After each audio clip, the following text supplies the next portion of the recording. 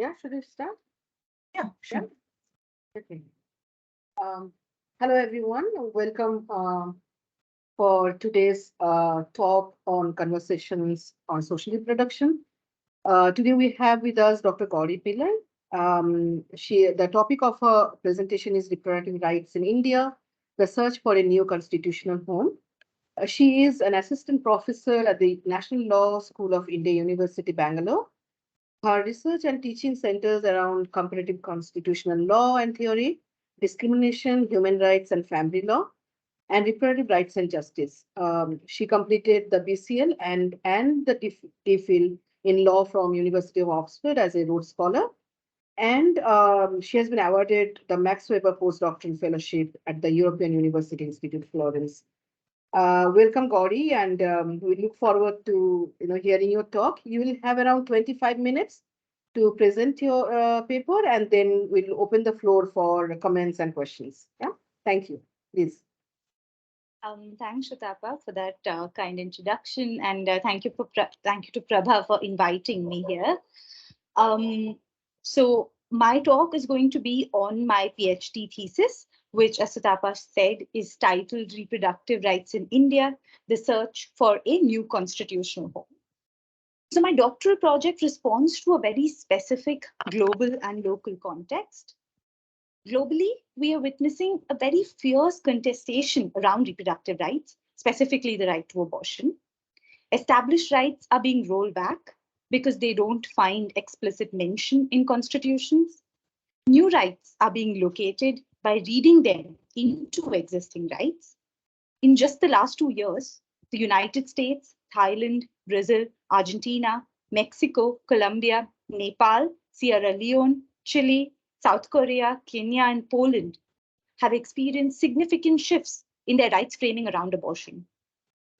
In contrast to this almost frantic, I would say, global contestation around reproductive rights, the right to abortion has been accepted without much protest as part of the Constitution of India. The Indian Constitution does not contain an explicit right to abortion. However, the right has been interpreted as falling within the broad umbrella of Article 21, which is the right to life and personal liberty. And we should note that this is part of a wider trend.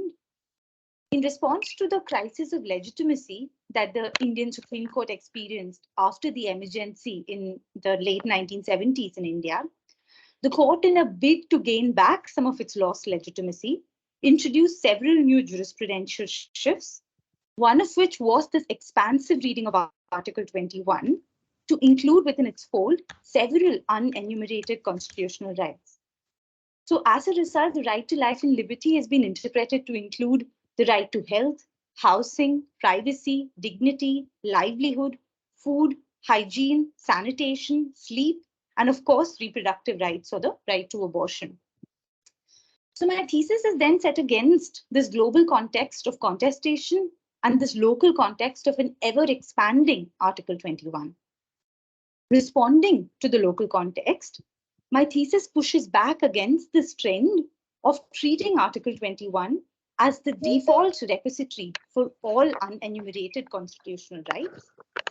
Instead, it proposes a new constitutional home for reproductive rights by shifting away from Article 21 alone to the synthesis between Articles 21 and 15, which is the right to non-discrimination. So to argue for this shift, I go back to first principles. If we see human rights as protecting fundamental human interests, reproductive rights, I claim, protect two interests. First, an individual's interest in reproductive decision-making as an individual, because such decisions are central to the individual's personality, which develops through an interaction of the individual's mind and body. And second, an individual's interest in reproductive decision-making as a member of a disadvantaged group, because such groups have historically been denied such decision-making. This includes, of course, women as a group as a whole, but it also includes intersectional groups of women, because denial of reproductive decision-making takes different forms amongst different groups of women, with some groups being compelled to be mothers, while others are prevented from being mothers. So I call the former set of interests individual interests and the latter set of interests group interests. And my argument is that when abortions are denied or abortions are forced, both individual and group interests are harmed. And to understand how, I draw on the work of Dorothy Roberts, who condemns the criminal prosecution of pregnant women addicted to drugs in the United States, many of whom are Black. Roberts very powerfully argues that the harm caused by and I'm quoting her, the harm caused by the prosecution of crack addicted mothers is not simply the incursion of each individual addict's decision making, it is the perpetuation of a degraded image that affects the status of an entire race. The devaluation of a poor Black addict's decision to bear a child is then tied to dominant society's disregard for the motherhood of all Black women. The diminished value placed on Black motherhood, in turn, is a badge of racial inferiority worn by all Black people. That is, such acts of prosecution not only dehumanize the individual, but also subordinate groups. And so, going back to abortion, my argument then goes that denying abortions or forcing abortions both dehumanizes the individual woman and also subordinates women as a group.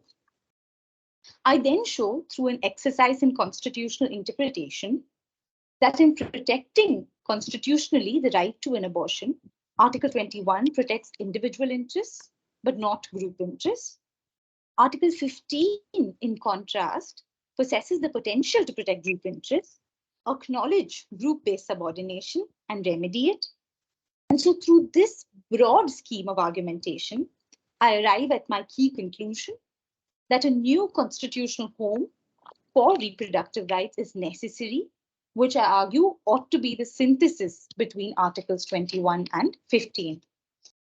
And the importance of this argument is or should be seen in the light of the fact that courts in India have not yet used discrimination law to understand reproductive rights. There is also very little academic deliberation on the issue. So the thesis, in fact, sets out the first sort of argumentative blueprint applying a discrimination law lens to reproductive rights in India. And second, the method of the synthesis is novel.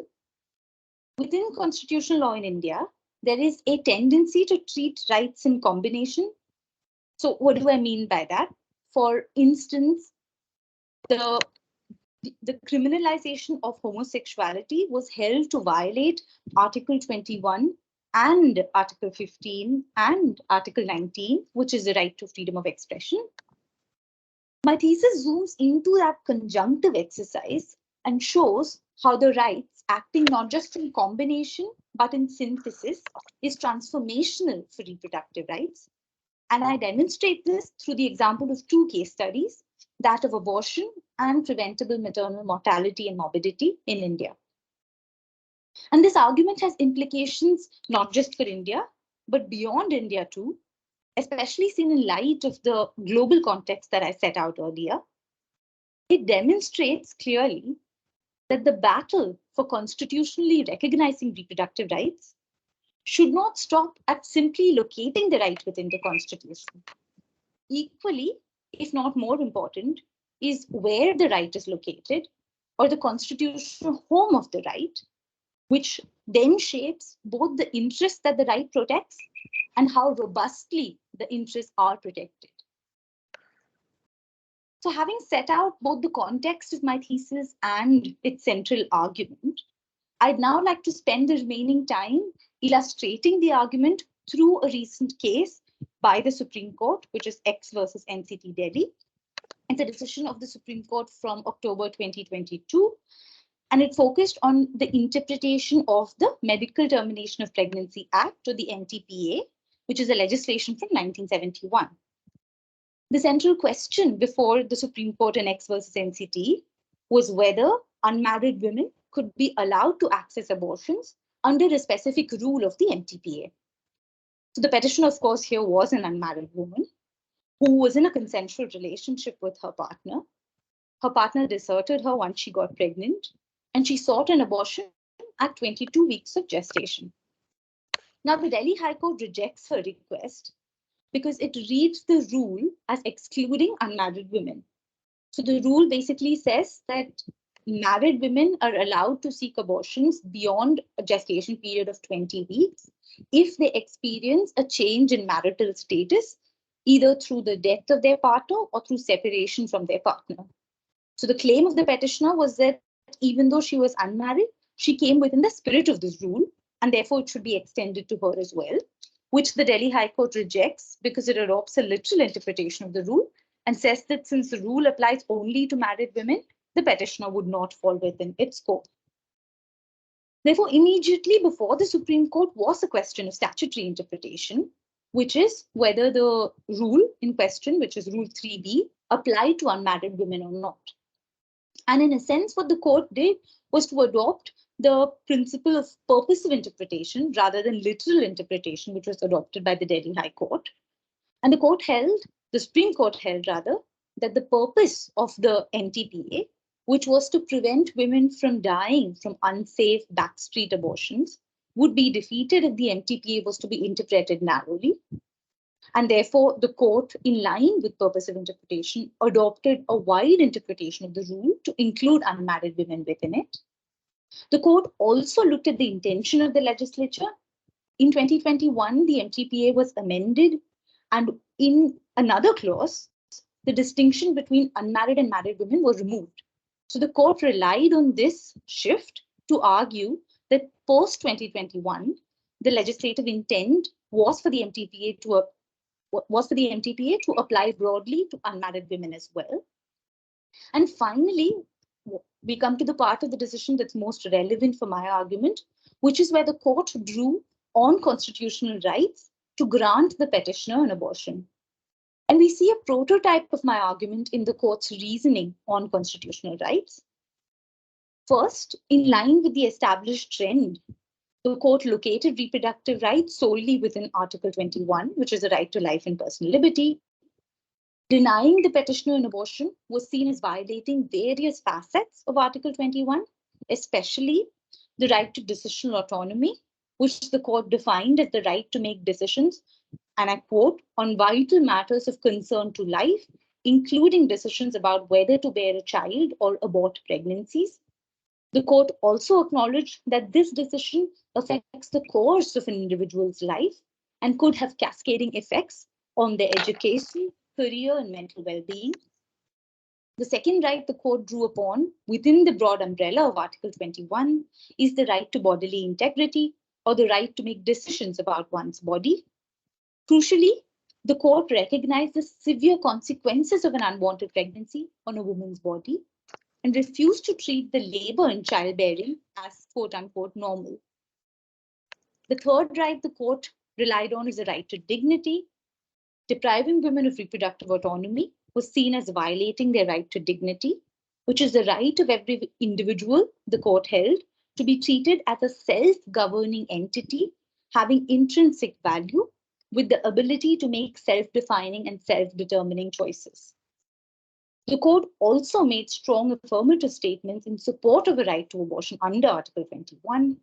It said, reproductive autonomy requires that every pregnant woman has the intrinsic right to choose to undergo or to not undergo an abortion. It is the woman alone who has the right over her body and is the ultimate decision maker on the question of whether she wants to undergo an abortion or not.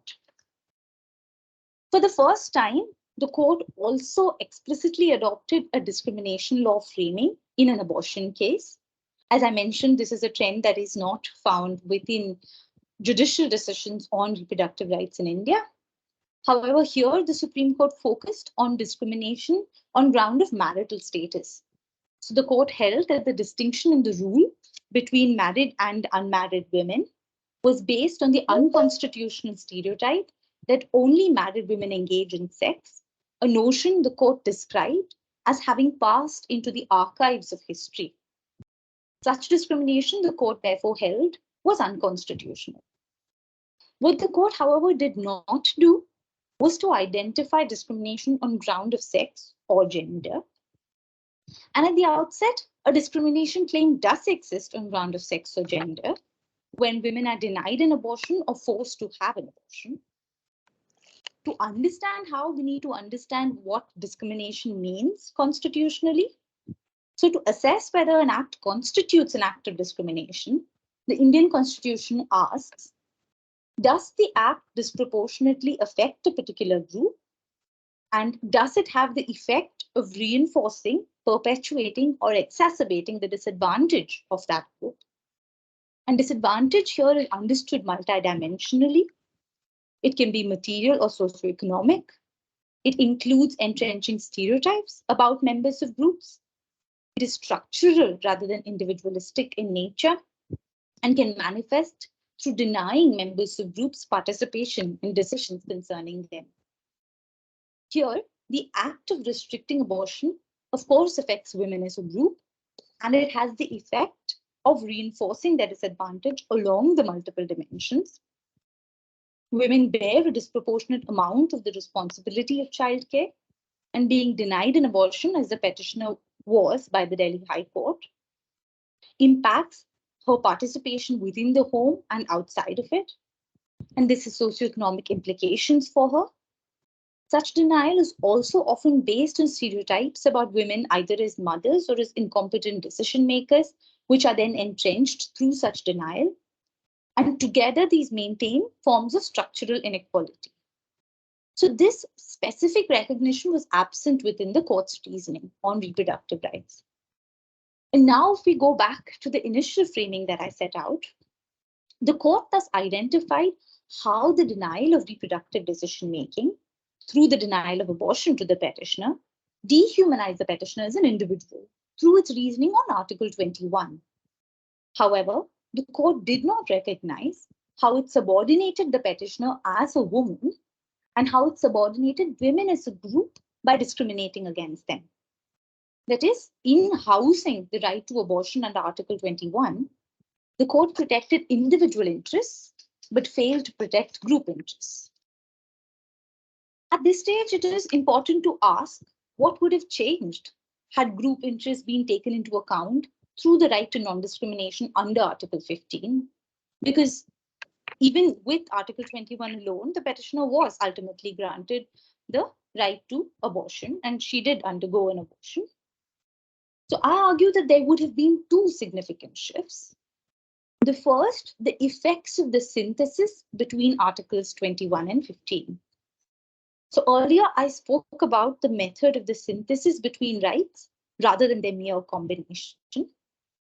Briefly, my claim is that when the two rights, here 21 and 15, work in synthesis instead of simply in combination or additively, they magnify each other's individual claim. So while Article 21 highlights the centrality of reproductive decision making in general to all individuals at a deeply individual level, Article 15 emphasizes the link between the denial of reproductive autonomy and women's disadvantage as women.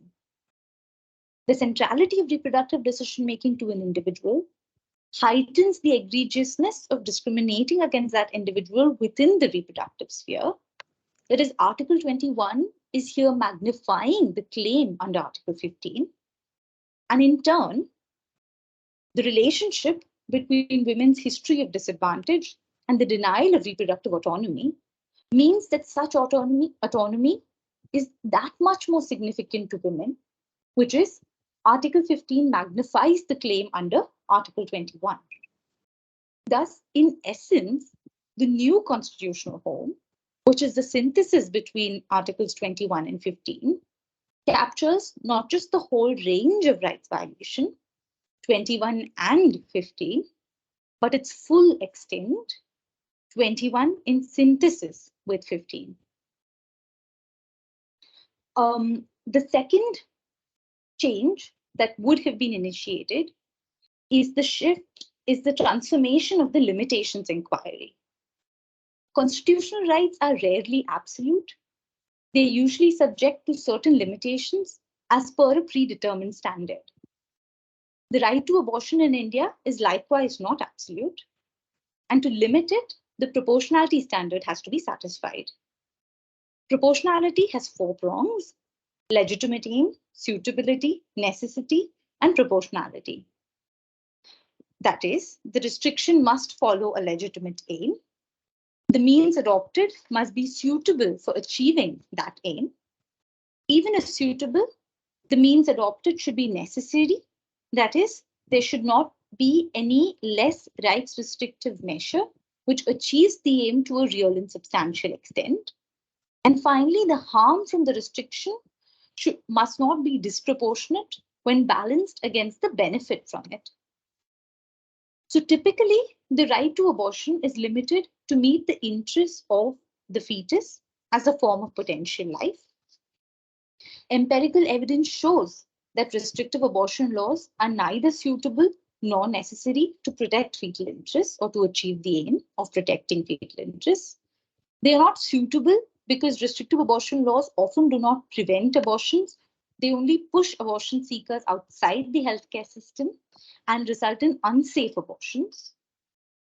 They are not necessary because there are less rights restrictive alternatives, which could, for instance, reduce the overall need for abortions and thus protect fetal interests without restricting access to abortion once pregnancy has occurred. If so, the burden lies on the state to show why restrictive abortion laws have been used as the means of preserving fetal interests, despite them not being either suitable or necessary for the purpose. And this is where Article 15 comes back in. In discharging this burden, the discrimination law lens requires that the state does not fall back on stereotypes about women as mothers or the distinctiveness of women's bodies as being capable of pregnancy, as it typically does. Both of these would be at odds with a substantive conception of equality as protected by the Constitution. And so through this act of backstopping the state's common recourse to discriminatory justifications, the synthesis gives teeth to the limitations analysis, and it allows the proportionality test to be applied significantly more robustly than it could have been if the constitutional home had been Article 21 alone. So in conclusion, through the example of X versus NCT, I hope I've been able to show you four central components of my doctoral work. First, the premise, which is the tendency to house reproductive rights within Article 21. Second, the contributions of Article 15, which is the shift from recognizing the denial of reproductive decision-making as not just dehumanizing an individual, but also subordinating the group. Third, the method of the synthesis, about how the two rights work to magnify each other's individual claim. And finally, the consequences of this shift in the constitutional home for reproductive rights, that is the construction of a much more robust right to abortion. So I'll stop here now, and thank you for inviting me. And yeah, I look forward to your questions and comments.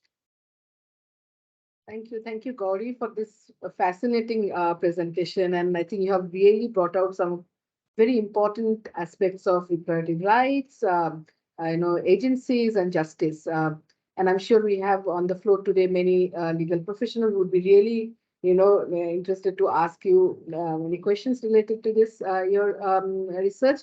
And I think it's an excellent piece of research, and and as you said, very timely, research that you have undertaken. So I open the floor for questions and comments. Please feel free to raise your hand or ask the question directly, or text your questions on the chat box. I'll be able to take as many questions as possible. Thank you.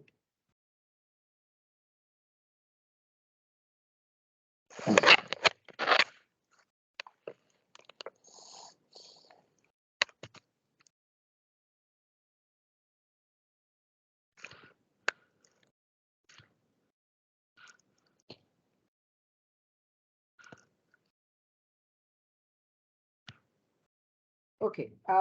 So as others gather their questions, there's one from Shraddha, and she says that thank you for your presentation. How courts have reflected on arguments of men claiming rights to paternity over reproductive and bodily rights of women, and how culture has it into the case laws. Yeah, if you could just answer that. Yeah, sure. Thank you, Sharda, for your question, and that's a very valid one, actually. Um, I will answer it through the use of two case examples, since your question is about judicial decisions and court response. So there are a couple of cases, High Court and Supreme Court cases, where the claim was made that so as per the current abortion legislation, only women have to consent to an abortion. There is no reference within the legislation for partner consent. So even Hello. whether women are married or unmarried, you don't need to get consent of their partners or their husbands. Um, One thing to note is that in practice, it works very differently. So a lot of studies which document how this legislation works in practice shows how doctors often are hesitant to grant an abortion without getting spousal consent. And some of this hesitation comes from the fact, and I didn't mention this specifically right now, but in India, abortion exists within a criminal shadow because the MTPA is an exception to a criminal prohibition on abortion under the IPC. So it means that necessarily the provisions of the tendency is to interpret the provisions very narrowly so as to ensure that you're not caught by the criminal prohibition. So my point is, in practice, it works differently. Spousal consent is often required, but as per the law, the text of the statute does not require spousal consent. So now there are a couple of cases which challenge this and state that spousal consent is necessary. And there are two parallel streams of decisions that are important here. One, where the Supreme Court and High Courts have consistently held that spousal consent is not necessary because the statute does not, the legislation does not require it. So simple literal interpretation means that it is just the woman's decision.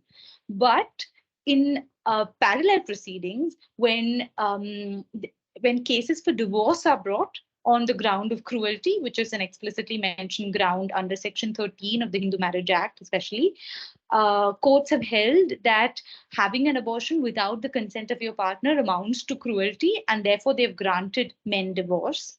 So it sort of comes back in. The requirement for spousal consent, it directly is not authorized under the abortion law, but it comes back in through the family law route because it is often treated as a form of cruelty against your partner, allowing them to have access to divorce. So I think culture definitely influences how case law interpretation works. And this is obviously the case not just with reproductive rights, but across the board. And yeah, these are just two lines of cases which illustrate the different approach that courts have taken. Thank you, Gauri, and thank you, Shraddha. So we have Dr. Priyanka Tripathi next. Um, Dr. Tripathi, if Yeah, you could just, yeah, thank you. thank you so much, Satapa. That's a wonderful discussion we had.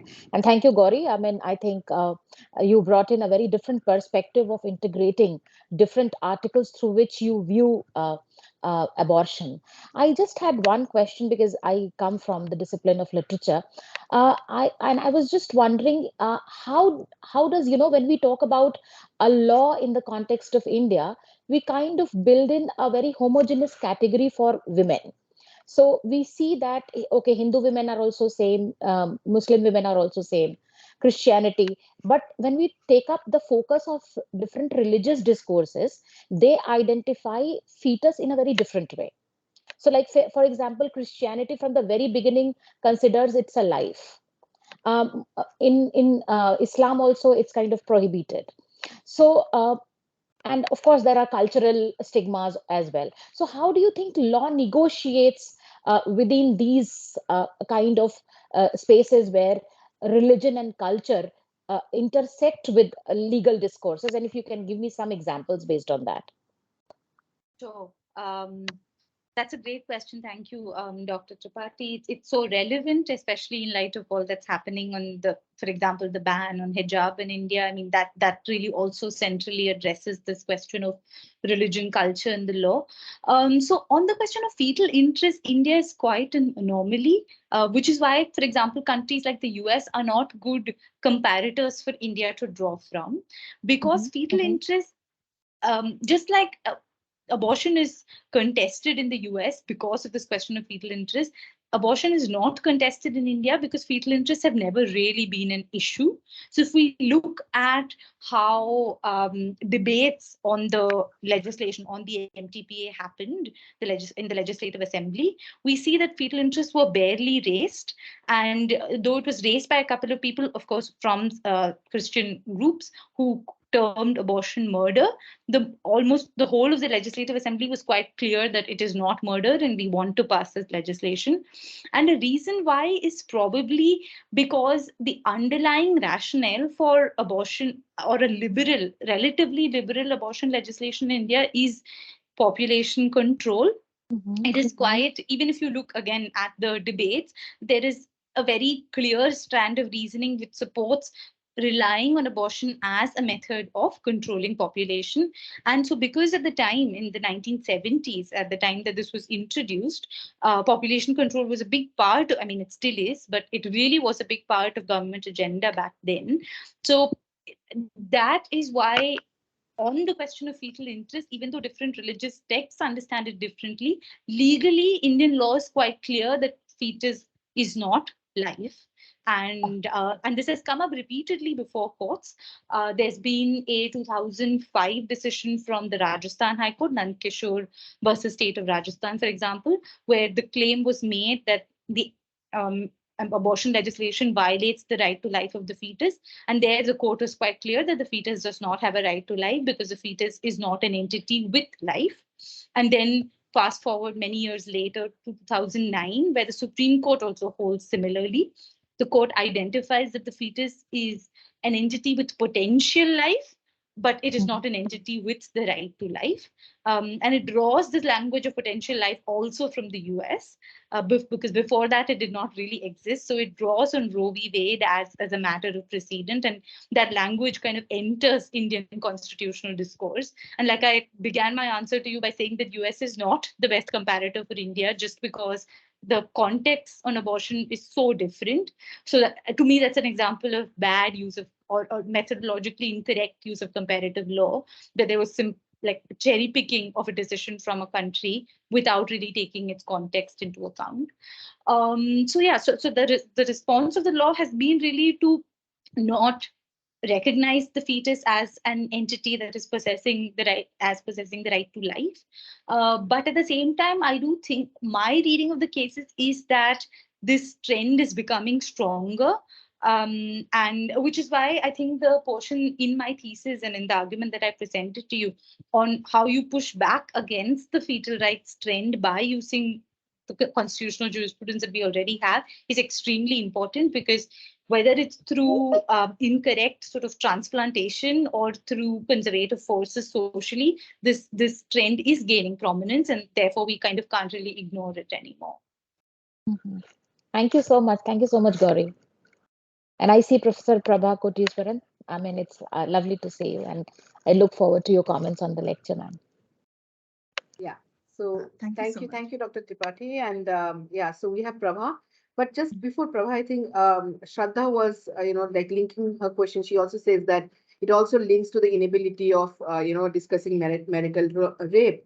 So she just mentioned in the chat box. Yeah, Prabha, please go ahead with your questions. Thank you.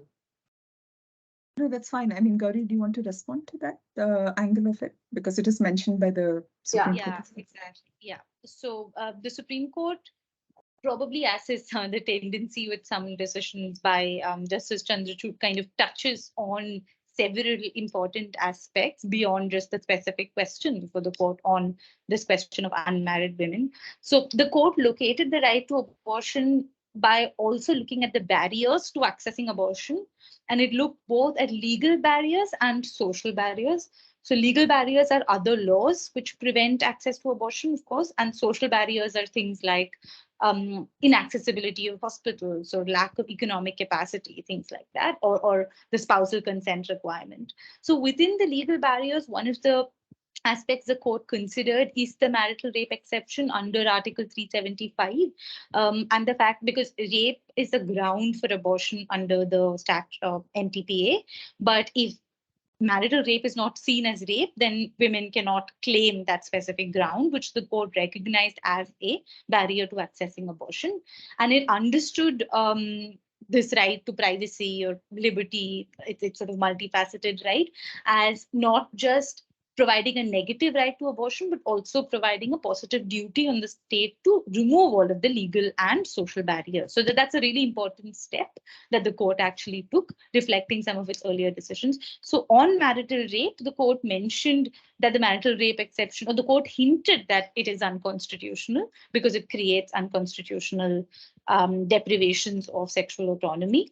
But of course, this was not an issue before the court. So the court's reasoning on this is obiter, and it'll have to be seen how this reasoning is really picked up in the current constitutional challenge to the marital rape exception before the Supreme Court. Because early 2022, there was a case before the Delhi High Court, and there was a split verdict where one judge held that it was constitutional and the other judge held that it was not. So now the case is on appeal before the Supreme Court. So it remains to be seen whether this sort of throwaway comment by Justice Chandrachud will be mobilized by the court later to actually strike down the exception. But yeah, but at the level of it being a comment, it is a very important comment and observation for the court to make. Thank you, Gauri. Yeah. Great. Yeah, thanks, Gauri. Thanks for that really wonderful presentation, and really look forward to reading more of your work coming out of your project.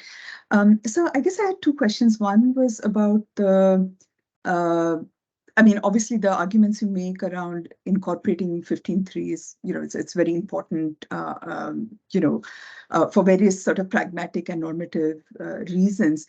But I was just struck by the fact that initially when you started your talk, you spoke about Dorothy Roberts. And so I suspect you're also looking at it from the lens of reproductive justice and, the really significant contribution of African-American feminists in the US context to talk about, that shift away from locating the right to abortion just in, the right to bodily autonomy or in an individual kind of right, to thinking more structurally and substantively about what makes reproductive rights come alive, which is the question of reproductive justice and the ability to access institutions that make these rights meaningful. So I guess just looking at the decision itself in versus NCT, obviously there is there's a very detailed elaboration of various other constitutional provisions around the directive principles of state policy and a very serious commitment to substantive equality. So I just wondered if you were to slightly shift the lens, step back from Article 15 maybe and think about the reproductive justice angle, to what extent do you think this sort of jurisprudence, which is quite liberal, but also located in, right to privacy, Article 21, all of that, also speaks to the concerns of feminists like Dorothy Roberts who talk about reproductive justice? I mean, have we got our bases covered, more or less? And I guess the second question is sort of the more pragmatic question, which is, if actually Article 15, I mean, it's very compelling to think of if there is more and more of an assertion to, say, fetal rights or any counter to women's rights as such, that Article 15.3 would be a backstop. That's a very appealing argument. I just wonder to what extent it would also help us reach higher in terms of decriminalizing abortion, all the way through. And I guess in that context, maybe you could say a little bit about the processes of law reform, right? I mean, because I know that a lot of feminists were involved in this amendment process in 2021 and were not actually happy, because I think they had a more extensive set of demands. And I'm just curious about to what extent they also mobilize our questions around Article 15, but also reproductive justice. And, where did we fall short? Because it gives us a sense of, is decriminalization a possibility at all, in this context? And I guess the sort of final question, and you may want to just comment on it, is because within the project, we're also looking at, obviously this is right to abortion, but we've also been looking at the right to reproduce, in terms of access to assisted reproductive technologies and to surrogacy. And of course, we find that the shadow of the criminal law has become a very long shadow because doctors are criminalized. And, I spoke to a doctor yesterday who was very, very frustrated because he said nobody would now become an OBGYN simply because of the range of criminal laws that are used in the question of reproduction. And why is it that, why does the state care so much about reproductive rights that, that it's so heavily regulated compared to, every other kind of form of medicine that's practiced in the country? So, yeah, thank you. Thanks again. So thank you, Prabha. Those are tough questions, and I'll try my best to answer them. So the first is, to what extent the decision really speaks to concerns of reproductive justice raised by theorists like Dorothy Roberts. So yes, my thesis heavily draws on reproductive justice literature. I mean, from the ACRJ, the Asian Communities for Reproductive Justice, to Loretta Ross and Amy Agigan and everyone who wrote after them. So that's literature that I very firmly locate my thesis in. So one thing is to first realize that reproductive justice evolved again in the context of how the right to abortion was seen, of course, as you're aware, in the United States, and how the right to privacy was seen as this very limited right in two ways, I think. One is, of course, the notion that it protected simply the private sphere. And the second is it was a negative right and not a positive duty. And it was this conception of privacy that the reproductive justice movement was especially pushing back against, because of course the private sphere is not a safe space for women. I mean, we all know that always, and negative rights are not sufficient in and of themselves. So I feel like the Indian jurisprudence in that way is really far advanced, even without X versus NCT, because it does not see privacy as a negative right. It definitely sees it as having positive dimensions, and it most definitely does not see it as restricted to issues of the private sphere. It sees it especially as a question of decisional autonomy and informational privacy and things like that. So in many ways, I think we have, again, another reason why the US is the wrong comparator for India. We are far beyond where the US is right now on reproductive rights. And, Roe is just not the right standard for us at all. And of course, Dobbs falls so much short. But my thesis, I suppose, takes off from there and thinks about the question of, even this sort of advanced version of Article 21, does it still fall short of the vision of reproductive justice in some ways? And that's where I think Dorothy Roberts' argument is significant, because some of what the reproductive justice vision is based on is understanding this sort of distinction and interrelationship between dehumanizing the individual and subordinating the group. And even when the individual interests are understood expansively, that group interest component hasn't really come into the Indian jurisprudence. So that's where I think that there is still a gap, while the sort of preliminary concerns raised by reproductive justice activists we've already met even before this decision in 2022. The second question on decriminalizing and the amendment process, of course, that was a demand. Like I said, for the others, like I said, abortion exists within as an exception to a criminal act under sections 312 to 316 of the Indian Penal Code, where abortion is criminalized, and under the MTPA, under certain conditions and within certain time limits, abortion is allowed as an exception. So, of course, the claim is that we need to, the claim that was made at the time of the 2021 amendment was that we need to decriminalize abortions.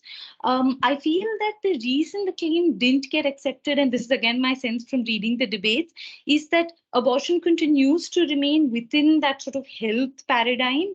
And the justification for liberalizing abortion was that even after the particular gestation period of 20 weeks, which was what the old law allowed, only up to 20 weeks, women are seeking abortions, and currently the law doesn't allow them to access abortions. They are therefore going to backstreet providers and they are dying, and we need to prevent that.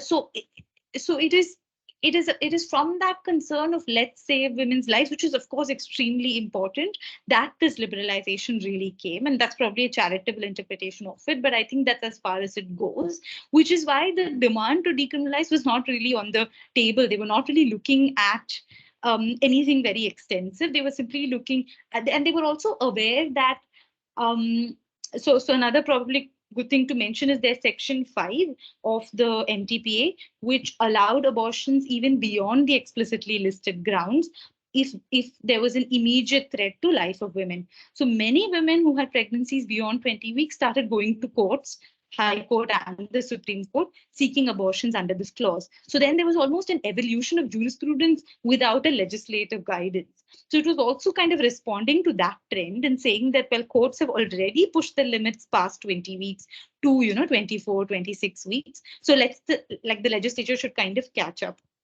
So from the legislative perspective, those were the two justifying rationales. Though, of course, the demands from, say, the feminist movement, of course, included a proposal to decriminalize. But I don't think, as far as I remember, the debates don't even mention it. It wasn't even considered and rejected. I mean, it's almost like it wasn't even on the table at all, because I think what they were responding to is this specific question of women dying beyond 20 weeks, and that courts are kind of evolving their jurisprudence. So we need to have legislative guidance on the issue.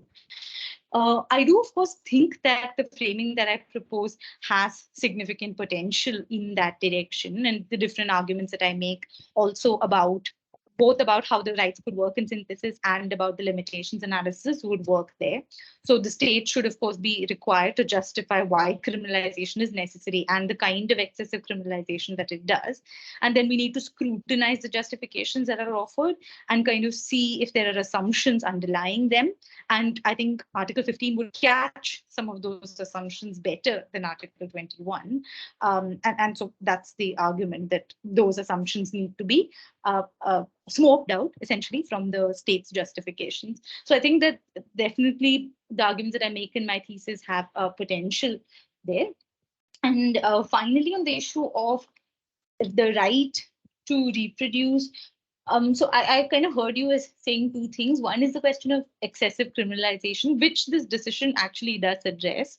So it sees criminalization as one of the what it calls legal barriers to accessing abortion. So it both looks at criminalization under the IPC, and it looks at the effect of it on doctors and about the kind of chilling effect it has on doctors. It also looks at criminal law under two other statutes. One is the POCSO, which is the Prevention of Sexual Offences Against Children Act. So under the POCSO, there is a mandatory reporting provision, which requires that if someone comes to know of sexual activity either between two children or between a children and an adult, they have to mandatorily report it to the police, because all such sexual activity is criminal. And so this means that if an adolescent goes to obtain an abortion, there is a chance of the adolescent, the doctor reporting, not a chance, the doctor is required to report the adolescent to the police. And therefore, this obviously means that adolescents don't go because they are scared of being put in jail. So the court looks at the POCSO exception and critiques it, and it also looks at criminal prohibition under the PCPNDT, which is the sex determination statute, which criminalizes prenatal diagnosis and sex determination to determine whether it's a male or a female fetus. So once again, even though it doesn't criminalize sex-selective abortions, it criminalizes the step before that, which is the determination of the sex of the fetus. And the court looks at how that in turn translates into a chilling effect on abortions, especially in the second trimester. And lots of literature outside, obviously, the court's decision has actually documented this. So exactly as the anecdote you cite, Prabha, there's so many doctors who say that they now don't provide abortion services in the second trimester because everyone just assumes that everyone just assumes that they are sex-selective abortions. So there's a lot of crackdown on them. And one more law, which is one more example of the heavy criminalization, is the drug regulation legislation. So I forget under which schedule the abortion pills are, but it is much more heavily regulated. Abortion pills are much more heavily regulated than most other medication on that in that schedule. And again, one wonders why. So this claim that of heavy criminalization, not just within the NTPA IPC nexus, but really this whole network of laws surrounding it, is very true. And just changing the MTPA is really not going to do much. So that's the sort of critique also of the decision, that this kind of liberal reading of the MTPA is very nominal in its implication, because it's not really going to do much if it is located within this sort of extensive network of criminal laws. And finally, on the right to reproduce and assist ART, I mean, of course, I didn't really look at it explicitly um, in my thesis, but something I did look at is, like I said, maternal mortality and morbidity, and I looked at the question of positive duties on the state to facilitate safe experiences of pregnancy. And I looked also at the question of when resource concerns are raised, that when the state says that it doesn't have enough money to provide this kind of safe pregnancy, how we can use this 2115 synthesis to kind of push back against those kind of resource constraints. So in an ART context as well, I imagine that something similar would happen, that it may be less that the right is not recognized, but more that it would have enormous financial implications for the state. So I wondered, or I think that the arguments in that portion of my thesis could probably be extended to an ART context as well, though that's not really work that I do here. Thank you, Gauri. Any more questions?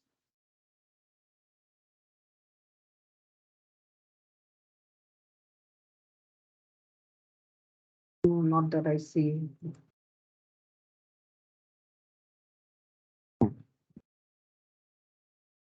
Someone is typing. Yeah. Thank you, Esther.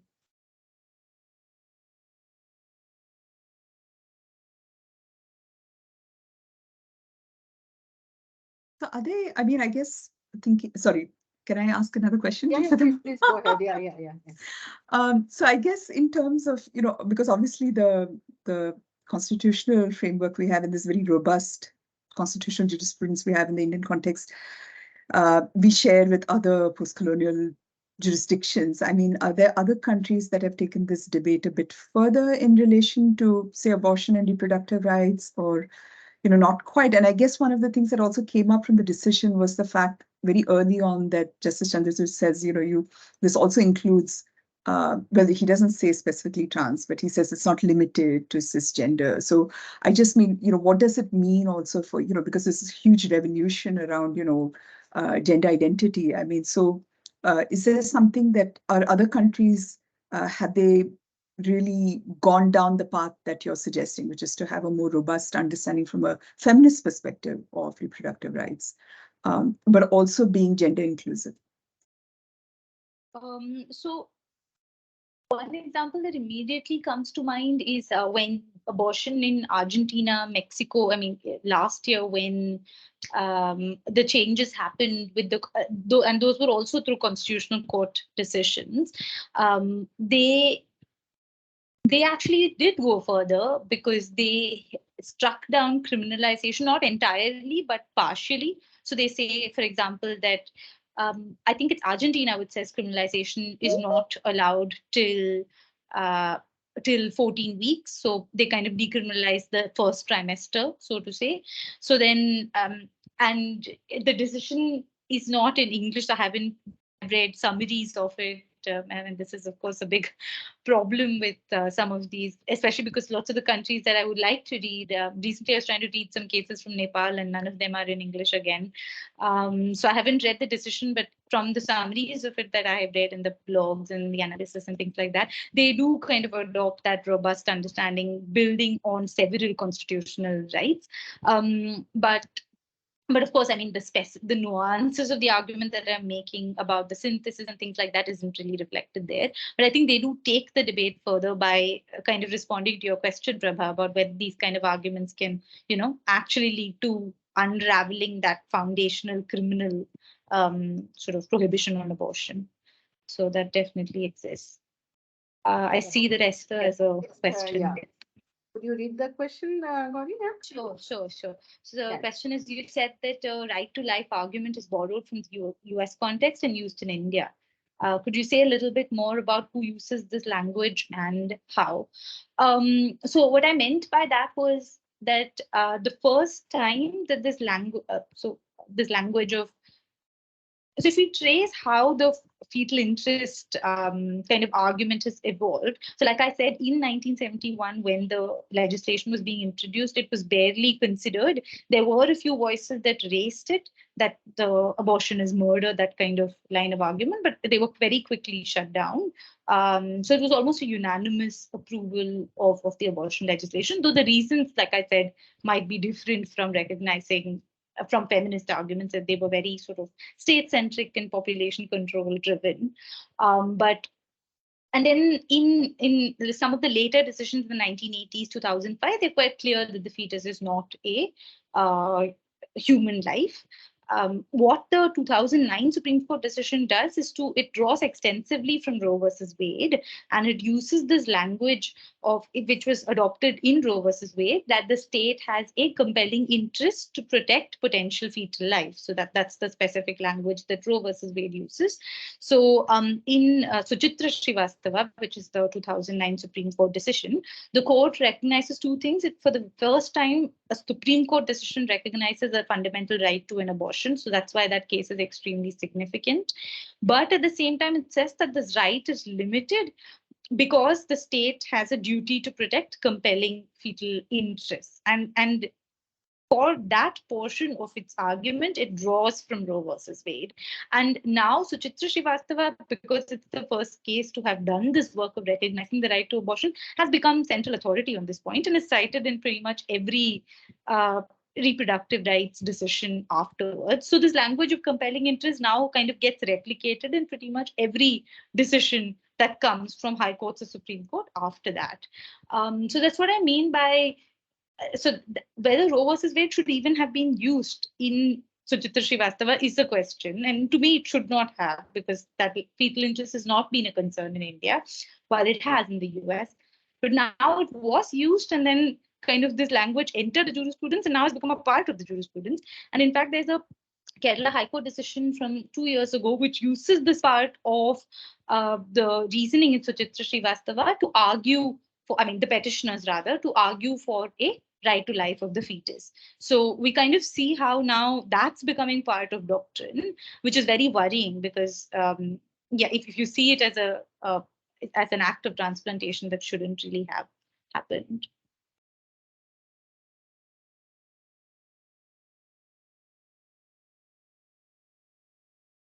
Yes. So without actual recognition of fetal life, yes, we have legal language that shoehorns this in through the device of comparative law. So there isn't as yet any case. Even to this day, there is no Indian case that recognizes that the fetus has a right to life, but it recognizes that this fetus is a potential life. It is an entity that will in the future obtain life. And therefore, the state has an interest in protecting that entity so that it kind of develops that potential life. And there are various ways this argument plays out. So one example is what is called this in the literature, the sliding scale standard. So as the gestation period increases, the fetal interest also becomes more and more strong, and the state duty then becomes more and more strong, and therefore more restrictions are imposed on abortion. So this language has been adopted later by the Calcutta High Court, by the Bombay High Court in several decisions, all flowing from that initial recognition of the compelling state interest. So yes, I think it's very much now become a part of the jurisprudence. So in the Kerala High Court decision that I mentioned, the court rejected the claim of the petitioners on the right to life of the fetus, but now the petitioners have gone on appeal before the Supreme Court. So I think that there is no real denying the fact that the court has to now face this issue head on and kind of decide in some way, because in all of these cases where fetal interests come up, even in the Kerala High Court decision in rejecting the claim of the petitioner, the court didn't really get into the question of fetal interest. The court kind of justifies in a roundabout way. It says essentially that the claim of the petitioners is MTPA violates the right to life under Article 21. And the court says it does not because it protects the right to life of women. But that's not really a response to the petitioner's argument. The petitioner's argument is not about women, it's about the fetus. But the court never really explicitly responds to it, and instead it just says it skirts around the issue and says that it's protecting the right to life of women, and therefore, it's not violating the right to life. So I think they're very reluctant to get into the question because, of course, it's really a Pandora's box. It'll open up lots of very tricky issues for the court. But yeah, I think once this constitutional challenge is before the Supreme Court, it might have to get into the question after all. And which is why I think we need to focus our energies on how to respond to that question, and maybe respond to it differently than how the US has, because we have a completely different jurisprudence to support those arguments. I have one more question if we have time for it, but if we don't, I'm okay to not ask it. I can always get in touch with you later. Okay, maybe a quick question. I'll allow that. Okay, thank you. The last question I had was, I suppose, just to kind of think about like your research going forward, with stuff that's happening in Kerala now, with all of this, like there are now increasing pro-life, increasing signs of people trying to use pro-life argumentation, and simultaneously, and those seem to be geographically bounded, or at least they seem to be intense in certain, or they seem to be showing up in some geographical regions more than others. And similarly, you also see that all of the sex determination and its connections to abortion are also, I mean, they're now pan-India, but they are really coming out of a particular geographical context in India. Do you see yourself thinking about these kinds of questions and what is going on in these different places, and how does that then connect to the way the law is working around abortion with these different types of contestations, one around sex selection, and therefore certain types of cases that are coming out of places like Maharashtra, for example, and also the clampdown on abortion in places like Maharashtra, as alongside, increasing calls for a pro-life argument from many places like South India. I'm repeating myself, but that's basically what I was asking. Sure. Thank you. That's actually a great question. Yeah, I think the pro-life argument is really picking up not just in Canada, but recently I was reading about protests in the UK, where certain organizations in the US have now set shop in the UK, and they're trying to use the same strategies that were used before the Dobbs decision, like boycotting abortion clinics and things like that. So because they think, justifiably so, I suppose, that those strategies worked and should kind of be imported across borders. So something I am very interested in is the sort of distinction between the paths that abortion law seems to be going on. So when I began my presentation, I kind of listed this whole range of countries which have seen oscillations on abortion. And it's interesting to note that a lot of the regression has been in the what we call the global north, and the advancements have been in various parts of the global south, whether it be Latin America or South Asia, and even Africa. So, and it's not that in countries in Latin America or especially Africa don't have the kind of Christian framing on abortion. I mean, Argentina and Mexico do. Kenya does. I mean, in the Kenyan constitution, the right is phrased in a very limited way, and the fetus has a constitutional right to life. But even then, the Kenyan Supreme Court has recognized a fundamental right to an abortion in certain contexts. So it's kind of going further than the US Constitution in this regard. So I think it says something about global South constitutional, I mean, it might say something about global South constitutional cultures, and whether there's this whole academic debate now within comparative constitutional law on moving away from global North constitutionalism and kind of embracing what they call the southern turn in constitutional law. And I feel like abortion is an excellent case study to illustrate this sort of southern turn, because they usually talk about things like socioeconomic rights or the PIL, public interest litigation, things like that in different parts of the world. But I think abortion kind of fits really well within the trend, and we need to think about what it is within global South constitutions. And it's not just about rights. I think it's also about conceptions of separation of powers, conceptions of the role of the judiciary, all of that, which shapes why these constitutions are giving very different decisions from what the global North constitutions are. Yeah, that's great, Gauri. Yeah, so we have kind of passed our time, but any last, like any remarks, any comments that you would like to share, and then we'll close the session. Yeah. Sure.